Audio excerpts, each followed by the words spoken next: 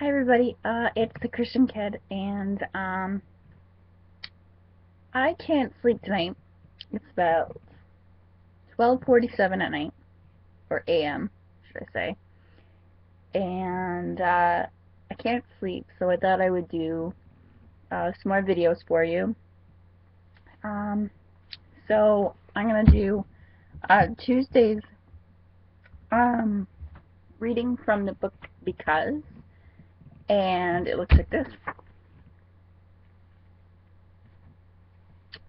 So today's is called Don't Run from the Cross, and I'm going to read it, and we can go from there. So, don't run from the cross. Have you ever noticed you don't always know as much as you think you do? I find I often need certain reminders because I forget what I ought to remember as a Christian. And I remember what I ought to forget. In Luke 24, we find the story of two men who had forgotten something they should have remembered. At one time, they'd been passionate followers of Christ. But now their dreams have been destroyed as they watched him die on a Roman cross. Earlier, during his ministry with them, Jesus told them he would be crucified, then rise from the dead after 3 days. He spoke of this often.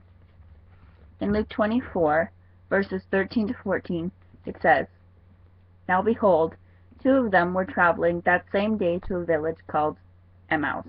I think that's how you say it. If I say it wrong, I'm very, very sorry. Which was 7 miles from Jerusalem.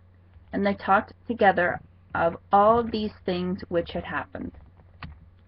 Reading on, says, "But they had forgotten their hopes about Jesus were fading.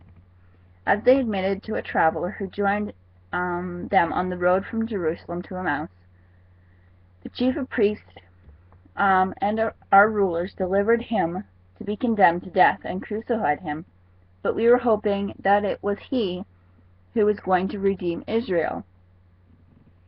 And that's found in Luke chapter 24, verses 20 to 21. And reading on, "Even as Jesus hung on the cross, they hoped for a last-minute miracle, but no miracle came. They felt discouraged, let down, and they decided to leave town. They wanted to put as much distance between them and the cross as possible. We need to remember that every step away from the cross is a step in the wrong direction. When we're hurting, or have failed spiritually, that is not the time to run away from the cross. It's the time to run to it. Maybe something that has happened to you and you feel as though God has let you down. Maybe some tragedy has occurred. But God hasn't failed you. He hasn't forgotten you. Now is the time to run back to the cross. It wasn't that Jesus had let these men down. Rather, they had misunderstood his purpose in coming to begin with. He hadn't come to establish an earthly kingdom then and there. He came to die for their sins and ours, and then rise again from the grave. So when this hardship hits, don't run from the cross, run to it. Now is the time to remember his word and his promises it holds for you. The Lord's promise to his people for today is, "He who did not spare his own Son, but delivered him up for us all, how shall he not with him also freely give us all things?" And that's found in Romans chapter 8, verse 32. And with God in prayer, do you sense in any way that the Lord has let you down? Confess this to him.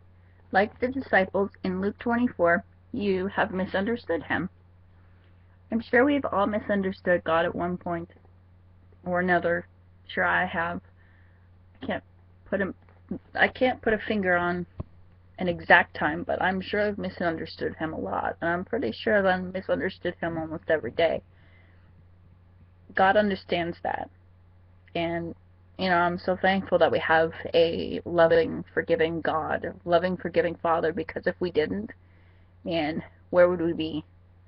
We would be in a lot of trouble. So I'm really happy that he came and died on the cross for it, for all of us, you and for me, and everybody. So, yeah, I'm happy about that. Because the cross proves his love for you. What disappointment do you need to let go of? What can you do to help you let go of it and move forward? Disappointments. They happen pretty much every day. And I'm not sure if there's anything you could do to stop disappointments, but there is a way that you can change the way that you look at them, or take them, or handle them. And you have a choice. Everybody has a choice. You can choose to look at things negatively, or you can choose to look at things positively. But with God, all things are possible. So I think that when you look at that in that sense, things will look up for you. May not get easier, but they'll look up for you.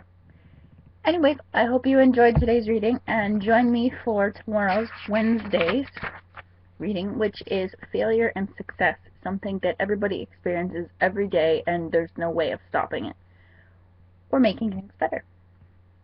So, I hope you enjoyed this today, and I hope you'll come back to listen for some more. Anyways, talk to you later. Bye.